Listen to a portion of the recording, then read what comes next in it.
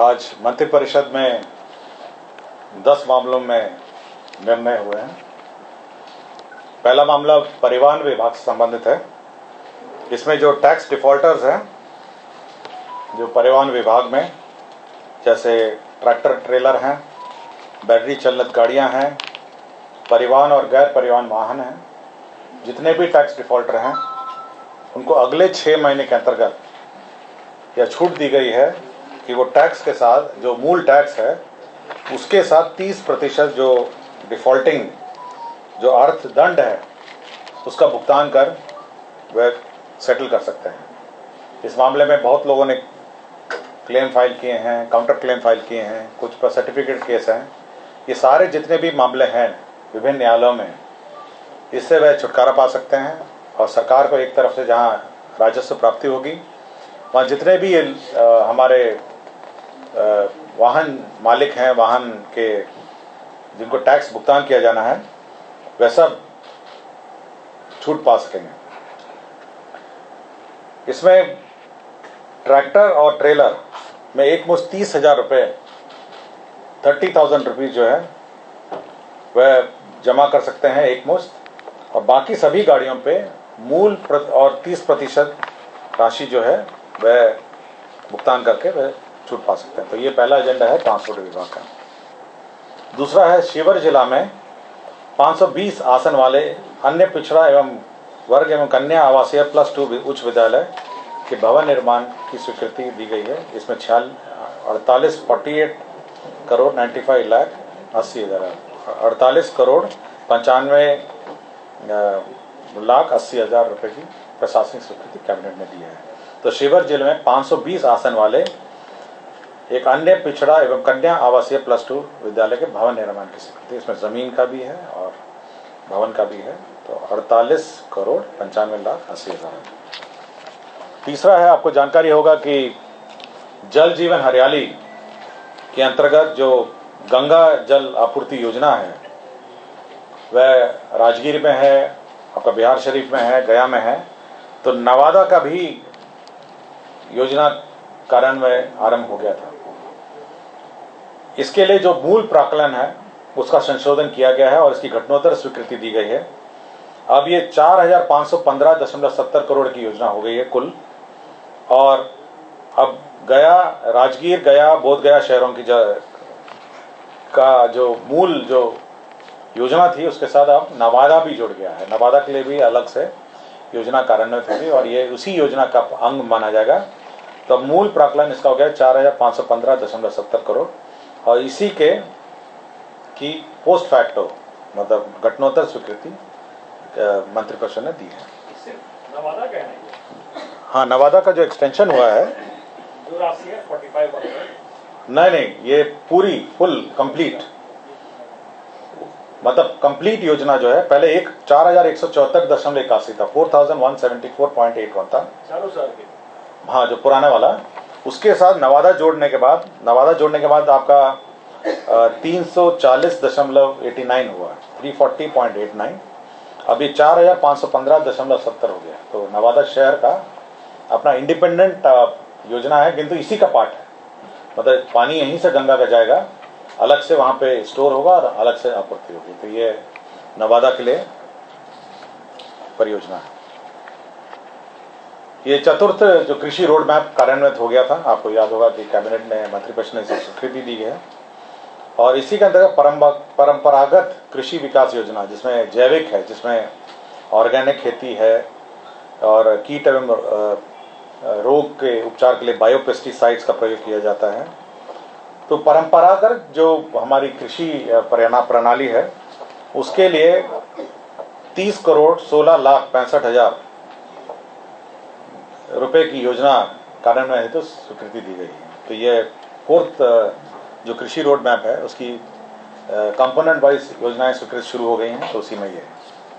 इसी के साथ जो चतुर्थ कृषि रोड मैप है, फोर्थ कृषि रोड मैप है, उसमें डाइवर्सिफिकेशन ऑफ क्रॉप, फसल विविधीकरण कार्यक्रम है, जिसमें मिलेट्स हैं हमारे मोटा अनाज जो है उसको विकसित करने के लिए हैदराबाद की संस्था है ICRISAT, international crop research institute for semi arid tropics, Patancheru, Hyderabad, Telangana. मैं पढ़ देता हूँ। इक्रिसैट करके एक संस्था है, ये हैदराबाद की संस्था है। ये राष्ट्रीय विश्व स्तरीय संस्था है। International crops research institute for semi arid tropics, Patancheru एक जगह है, हैदराबाद, तेलंगाना है। इसका हिंदी में मैं पढ़ देता हूँ। अंतर्राष्ट्रीय अर्ध सूक्ष्म उष्ण कटिबंधीय फसल अनुसंधान संस्था है। तो यह इक्रिसैट एक संस्था है। तो यह संस्था को नामांकन के आधार पर 2023-24 में 16 करोड़ 21 लाख रुपए की योजना स्वीकृत की गई। तो यह योजना जो मिलेट्स की योजना है उसके लिए स्वीकृत की गई। काम क्या होगा सर? हाँ, क्या करेगा? ये जो मोटा अनाज है, पहले तो ये पहचान करेगा कि कौन से जिले में कौन से अनाज होंगे। आपका बाजरा है, आपका रागी है, ये जितने भी मोटे अनाज है, मिलेट्स हैं, उसकी पहले पहचान करेगा क्लाइमेटिक जोन के हिसाब से। गया में क्या होगा, औरंगाबाद में क्या होगा, कैमूर में क्या होगा, पहाड़ी क्षेत्रों में क्या होगा, क्षेत्रों जहाँ पे भी वर्षापात कम है, जहाँ पे ड्राई लैंड फार्मिंग और कम सिंचाई की आवश्यकता है, उसकी पहचान करेंगे। उसके बाद उसमें कौन सी किस्म की फसल लगेगी ये पहचान करेंगे। फिर टेक्निकल सपोर्ट देंगे ताकि ये मिलेट्स के जो क्रॉप्स हैं ये राज्य में हो सके, जहाँ जहाँ सिंचाई की कमी है या सिंचाई प्रभावित है। ये 5 साल परेशान करेगा। ये 2023-24 से 27-28 तक, ये 5 साल की योजना है और एक साल में 16 करोड़ 21 लाख की ये स्वीकृति दी गई। और साथ ही इस वैल्यू चेन भी है, इसमें कैसे उसका प्रोसेसिंग किया जाएगा, कैसे उसका पैकेजिंग किया जाएगा, कैसे उसका मार्केटिंग किया जाएगा। तो पूरा मतलब इसमें बाजरा है, छोटा बाजरा है, इसमें महिला के जो किसान हैं उस पर केंद्रित है। और इसका बाजार सुधार, बीज प्रणाली उत्पादन, मशीनीकरण, मूल्यांकन, मूल्यवर्धन, वैल्यू एडिशन है। जैसे अनाज में वैल्यू एडिशन कैसे किया जाए, कैसे इसका प्रोसेसिंग किया जाए। तो बहुत सारे इसमें इश्यूज ये हैं जिस पर ये काम करेगी, और ताकि राज्य में मिलेट्स जो है का विकसित हो सके, और जो जहाँ पे सिंचाई की क्षमता कम है वहाँ पे किसानों को इसके माध्यम से आय की वृद्धि हो सके। गृह विभाग का प्रस्ताव था जेल कारा का, जिसमें भागलपुर जिला अंतर्गत कहलगांव अनुमंडल में सब जेल उपकारा का निर्माण की स्वीकृति दी गई है। 42 करोड़ 37 लाख 49,000 है। तो यह जेल के निर्माण, सब जेल के निर्माण की स्वीकृति दी गई। और मंत्रिपरिषद ने बिहार स्वास्थ्य सेवा नियुक्ति एवं सेवा शर्त संशोधन नियमावली 2023 में संशोधन किया है। इसमें वेतन स्तर पर में स्वीकृति है। साथ ही साथ इसमें जो सेवा नियंत्रण एक्सपीरियंस है, एक्सपीरियंस के प्रावधान किए गए हैं कि पुराना जो इनका एक्सपीरियंस रहेगा डॉक्टर्स का, उसमें एक्सपीरियंस कैसे जोड़ेगा जो हमारे सामान्य प्रशासन है। और साथ ही साथ एक मामला भी हुआ था SLP माननीय सर्वोच्च न्यायालय में, डॉक्टर मेजर मीता सहाय बनाम बिहार सरकार, माननीय उच्चतम न्यायालय नई दिल्ली का आदेश पारित है, उसके आलोक में भी संशोधन किया गया। तो इस सेवा नियमावली में संशोधन है। इसमें स्पष्ट यह है कि जो पे स्केल है तो उसमें प्रावधान किए गए हैं, और साथ ही साथ जो एक्सपीरियंस है, पुराना एक्सपीरियंस है, इसमें है कि अगर आप ESI हॉस्पिटल हैं, अन्य हॉस्पिटल में हैं, उसको भी आप सेवा पीरियड में जोड़ सकते हैं सरकारी संस्थाओं के।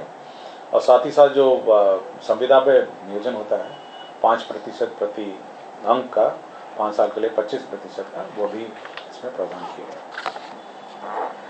बिहार राज्य जल विद्युत निगम कटैया जल विद्युत आपूर्ति परियोजना है, ये कार्यान्वित हो रही थी। और इसमें ये कंडीशन ये था, ये 4.5 मेगावाट क्षमता का प्लांट था। और इसमें यह था कि 8.4 MU ये यूनिट्स जो है, अगर बिजली के अतिरिक्त उत्पादन होगा तो जो कॉर्पोरेशन वो रख सकता है, और इसके नीचे होगा 8.54 MU से, तो यह फ्री ऑफ कॉस्ट ये विद्युत बोर्ड को ऊर्जा उपलब्ध कराना पड़ेगा।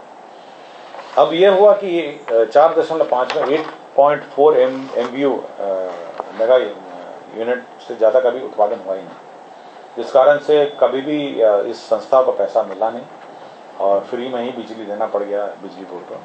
तो यह जो कंडीशन है इसको अब शिथिल कर दिया गया है, अब ये है कि कम से कम ये 8.4 MVU है, इससे जो राशि होगी उससे वो संस्था चल पाएगी और बाकी वेतन और अन्य जो ओवरहेड है उसका पेमेंट होगा। तो ये जो लोअर लिमिट है, जो जिस लिमिट के बाद कॉर्पोरेशन को पैसा मिलता, उस लिमिट को हटा दिया गया है और अब जो भी ऊर्जा अब सेल होगा या वितरण होगा उसका भुगतान अब ऊर्जा कंपनी को देना पड़ेगा। लास्ट है शिक्षा विभाग का है। ये पंचायती राज नगर निकाय संस्थाओं में जो नियुक्ति नियमावली थी उसमें जो 2020 के बाद जितने भी नियुक्ति हुए थे उसमें सेवा निरंतरता का लाभ मिलेगा और वेतन संरक्षण मतलब सैलरी का प्रोटेक्शन है वह प्रावधान इस नियमावली में कर दिए गए हैं। तो यही 10 एजेंडा है। इसमें यह है कि अगर आप जैसे 10 साल काम किए हैं इसके अन्य सभी जो सेवा निरंतरता है मतलब कंटिन्यूटी ऑफ सर्विस है वो का लाभ जो है वो वेतन संरक्षण के लिए जो पे फिक्सेशन है वह उसके आधार पर जो पुराना सेवा है उसके आधार पर आपका पे फिक्सेशन होगा। यही इस नियमावली में जोड़ा गया है। 2020 क्या है? 2020 में नियमावली बनी थी, उसके बाद जितनी नियुक्ति है उसमें अभी जो बहाली होगी उन लोगों को भी सब पिछला वाला हाँ पे फिक्सेशन का लाभ मिलेगा। पे फिक्सेशन का लाभ मिलेगा। नियोजन वाले जो इसमें बाहर हो जाएंगे उनको भी लाभ मिलेगा। नियोजन नहीं, जो बीपीएससी होगा उसमें पे फिक्सेशन का लाभ मिलेगा। जो नियोजित में जो काम किए इसमें स्पष्ट है कि 2020 के बाद के उपरांत नियुक्ति होने पर सेवा निरंतरता का लाभ मिलेगा मात्र वेतन संरक्षण के लिए। मात्र वेतन संरक्षण 20 से पहले वाले को नहीं मिलेगा। नहीं, 20 से पहले, 20 से बाद की नहीं।